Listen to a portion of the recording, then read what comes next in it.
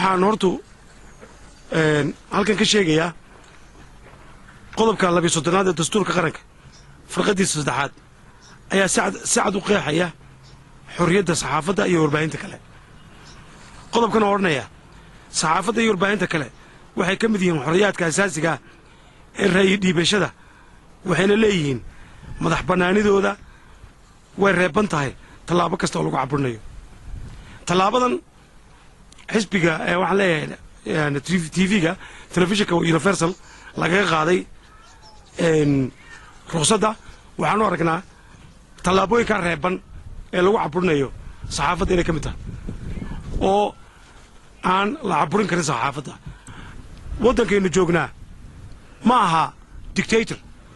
madaxweynaha qaranka waa la soo doortay annagoo baarlamaanka waa la soo doortay.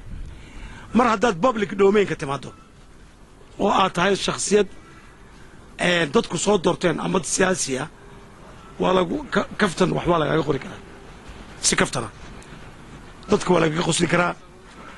waxa weeyaanun waxyaalaha ka reeban waa qarandumisnimada iyo markaad nabadgelyada waddanka wax u dhinto oo qodobka 8aad saacad u qeexayo waxyaabaha haddii ilaahay ku leeyahay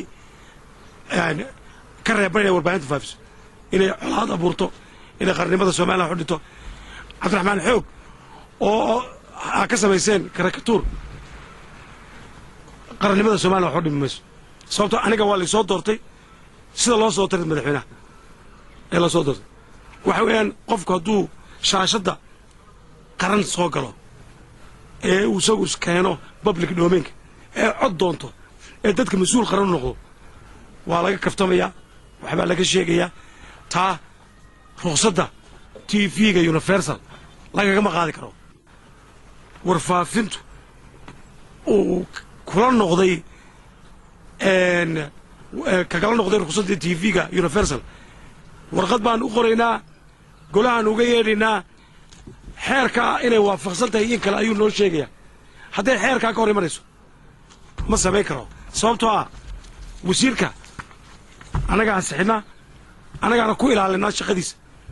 tani waxay ka mid tahay shaqadii aanu ku dabagelaynay ee aanu ku ilaalinaynay. sidaa darteed waxaa ku calool fiyoobaataan inaannu wasiirka u yeedhan doonno howlihiisa kala xitaabsami doonno. meeshu maaha North Korea ma aha waddamada dadka lagu caburiyo waa waddan madax bannaan.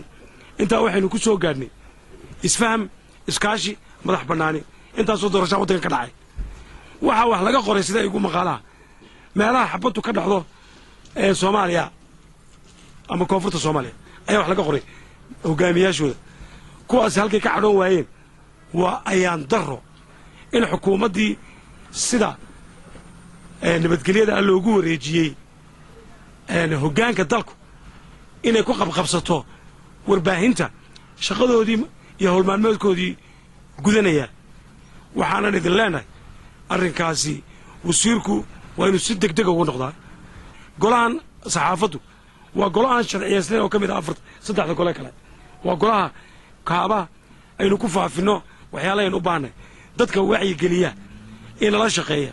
waxaynu leenahay war xukuumadda kulmiye ama axmed maxamed maxamuud siilaayo madaxweynaha ka yahay halkaa waxaa keenay saxaafad waxaa la soo shaqeeyey saxaafad waxaanay allergiga uga tahay saxaafadda iyadaa sheegi doonta.